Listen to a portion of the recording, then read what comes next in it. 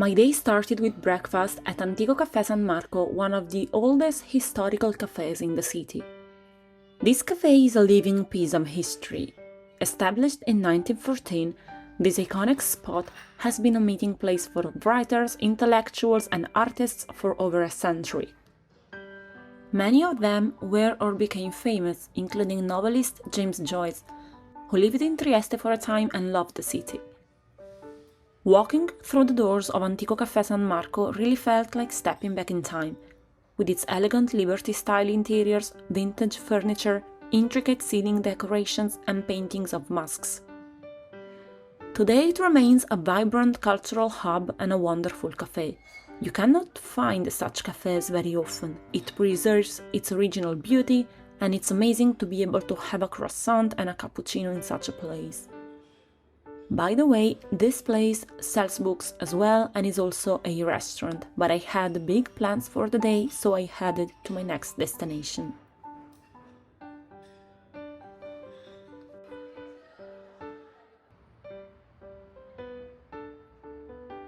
Good morning from Trieste. I'm finally in one of my favorite cities in Italy, and I decided to start my tour today in this very, very beautiful day from the Roman Theater that you can see just behind me. This is one of the oldest things in Trieste, and it's very interesting because I've read that once this was outside of the city walls, while now it's basically in the full center, and you can see modern houses just around it, and the sea was arriving nearby. Imagine living in one of those houses. You live not only in the center of Trieste, but when you look outside of your balcony, you see a ancient Roman theater dating from the first century before Christ.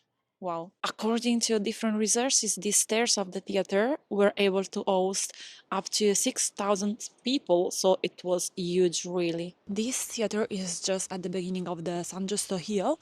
That is where I am going now, because there are quite a few iconic locations of the city, very symbolic, and I believe there will be a very nice view. I'm going to the San Giusto Castle and San Giusto Cathedral. Look at this super aesthetic street. Very nice to go up the hill. This is the Roman Foro, by the way, because Trieste, like in the past, was a Roman city. Well, of course, we have just seen the Roman theater, and so they found a lot of these columns. And now, yes, there is the very famous church of San Giusto, but in the past there were, like, more ancient churches and probably temples even before that. Look at how nice and peculiar this entrance is. This is the door to enter the cathedral, and you can find all those engraved statues just all around it. It's really impressive. My next stop is San Giusto Cathedral, one of Trieste's most iconic landmarks. This church, a symbol of the city's deep history, was built in the 14th century by merging two earlier churches. Its Romanesque Gothic facade is simple yet striking, but the real treasures were within. Step inside and you'll be greeted by stunning Byzantine-inspired mosaics that illuminate the apse, depicting religious scenes in brilliant gold and vibrant colors.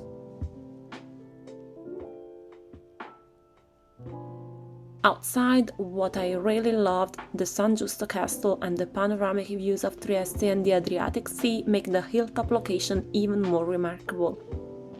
Whether you are drawn by its architecture, history, or spiritual significance, this church is a must-visit destination that captures the essence of Trieste's rich cultural heritage.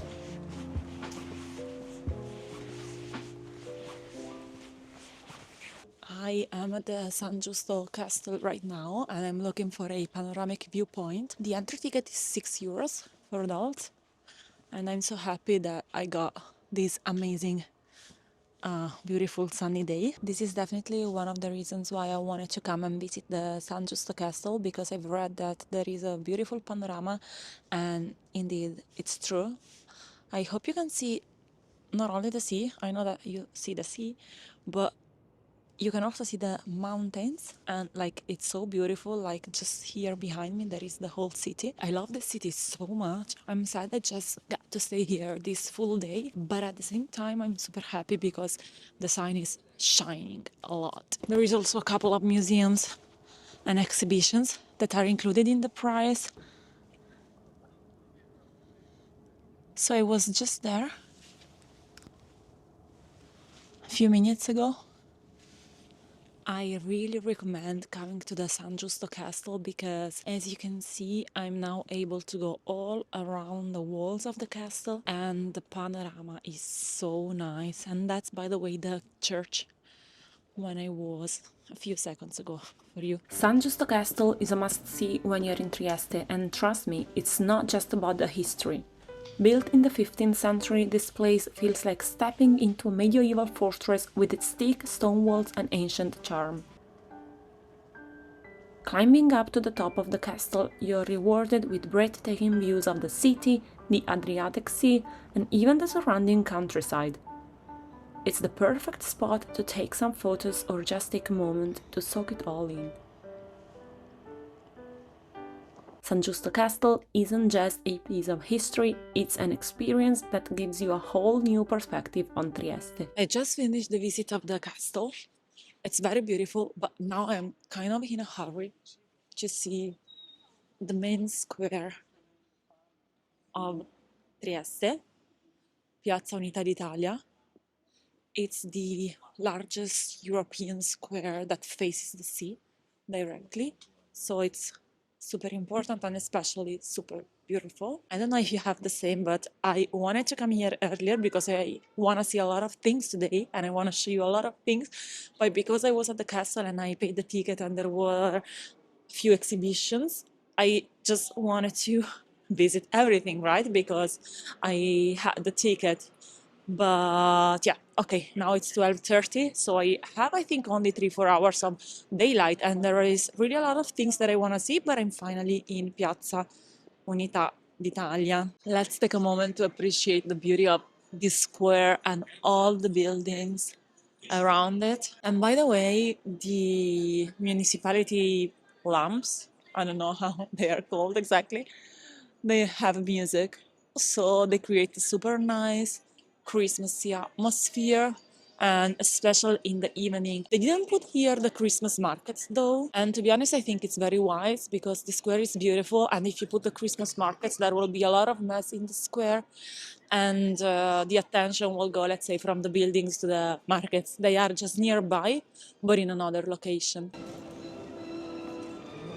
Piazza Unità d'Italia is hands down one of the most stunning squares I've ever seen. It's massive and feels so open, with beautiful historic buildings on three sides and the Adriatic Sea right in front of you. Walking through it during the day was truly incredible.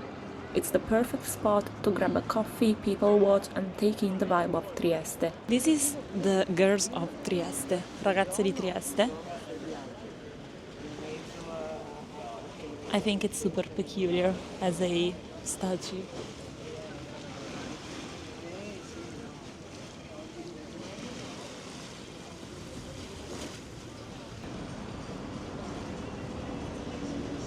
Trieste is also known for a very cold and strong wind that is called Bora, but it's absolutely not the cold and fresh breeze that there is right now. I mean, it's quite cold, obviously, it's December 21st, but when there is Bora, I've heard that people literally might fall because of the wind, and apparently around the city there are also some places where you can attach yourself, that you can grab, let's say, if you by any chance are outside when there is a very strong bora. Otherwise, you might just fly away. If you are very light, I mean, not literally, but you could just like fall. And I've seen videos of people literally falling because of this very strong wind that is also very, very cold. So pay attention when you are in Trieste. But I've been here a few times and I've never experienced it, so it's not something that you have all the time. This is Molo Audace, and it's this very nice walk in between the sea, and of course now the wind is getting a bit stronger and colder as well. But it's super, super nice. And also from here, I'm not sure whether you can say it, but I can see far away the mountains with the snow. So it's amazing because here I'm walking, the sea is just around me. The city is behind me, and in front of me, there is the sea and then high mountains. Now I am in Buffet da Pepi, a historical restaurant in the city center of Trieste. It's super famous one, and I just ordered some typical dish from Trieste. The bollita, this typical dish from Trieste arrived. It's a mix of parts of pig meat, and it's very typical from Trieste. I'm not very used to eat so many pieces of meat, but I'm very curious to try it, and since I'm here, I really wanted to try it, and so I'm just trying the first. Um, and by the way, the side dish is potatoes alla techa.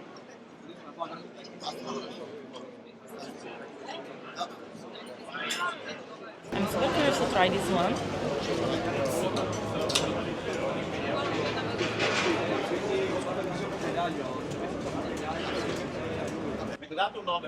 Super good.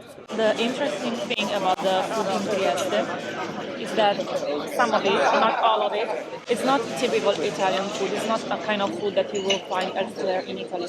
And that's because it's like it has always been some kind of crossroads of cultures and populations, and it still is, partially. So even this kind of food to me doesn't look Italian at all. It looks more Middle European, I would say, and maybe like Slavic. So I really like that you can try very different things compared to the rest of Italy here. After my filling lunch, I came to the Canal Grande. That is one of the main sightseeing and attractions of Trieste. As you can see, it comes with water inside the city and it's very beautiful. It kind of reminds me of Venice, but just a tiny bit, of course, because the rest is completely different. But I think it's a very nice location here in Trieste, and there are also a lot of bars and places to have some aperitivo, a drink or something, and also the buildings are quite impressive. This city is super artistic. Partially, it also reminds me of Vienna, and after all, it was under the Austro-Hungarian Empire for many, many centuries. You can see its influence, not only that one, because as I said, it's kind of multicultural city. Even some signs you see them in different languages, in Italian, in Slovenian, in a local dialect slash language. So it's really like a mix, and you can breathe this mix of culture. I really like it. But anyway, like the buildings really remind me of the Austrian cities such as Vienna. That is the one that I know the most.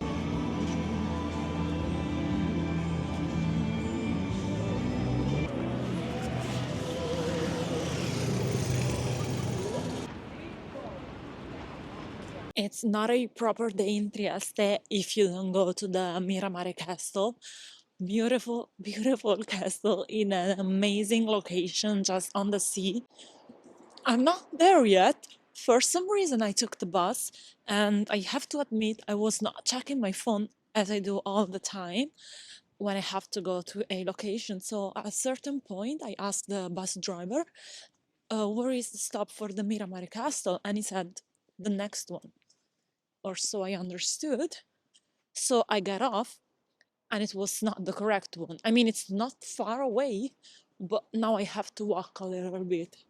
It's not a big issue, but I don't know why it's at the wrong stop, and we spoke the same language. Anyways, I'm really enjoying this walk anyway. I really love the sea. I hope you can hear me because there is some wind, but it's just amazing. I can already see the castle from a distance. I think I need to walk 10-15 minutes and I will be there. I think in my very first YouTube video 1 year ago, I started my first shots in this location or just here nearby. It was very similar to this one. And I remember I was trying out my new DJI thing to make videos and I couldn't use it very properly. So the final effect was quite funny and you can still see it probably in my first video.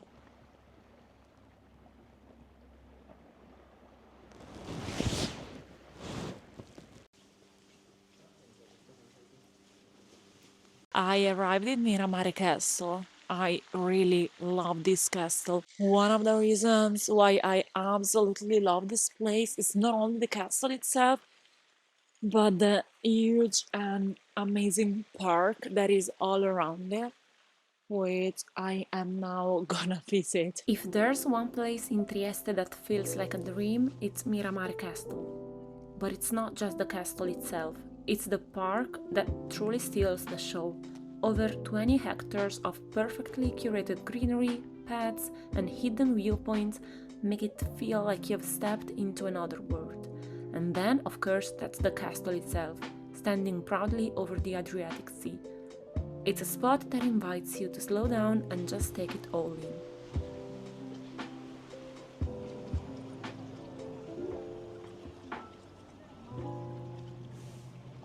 Now in the Canal Grandi area, the atmosphere is super nice. You can start seeing the lights of the Christmas markets and in general of the decoration, like that Christmas tree, and it's super nice, super romantic. Okay, now the Serbian Orthodox Church should be open, so I really want to go and check it inside.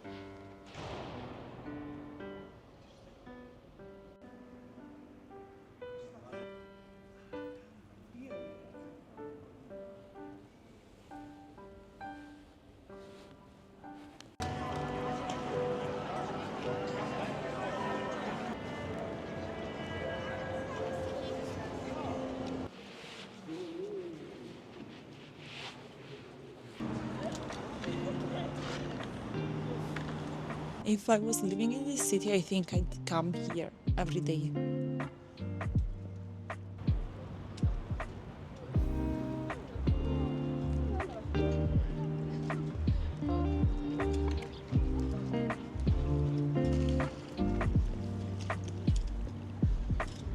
It's dinner time and I came to a Serbian restaurant. There is a super good smell and I'm quite hungry. I cannot wait to try the food. First, it's burek time, one of my absolute favorite Balkan dishes.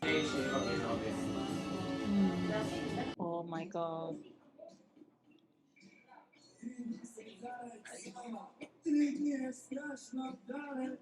This looks very good. Cevapcici with sandwich, obviously. And plieskavica, which I have always called plieskavica, but now I've heard the girl saying plieskavica. I think the video can end here. Bye bye.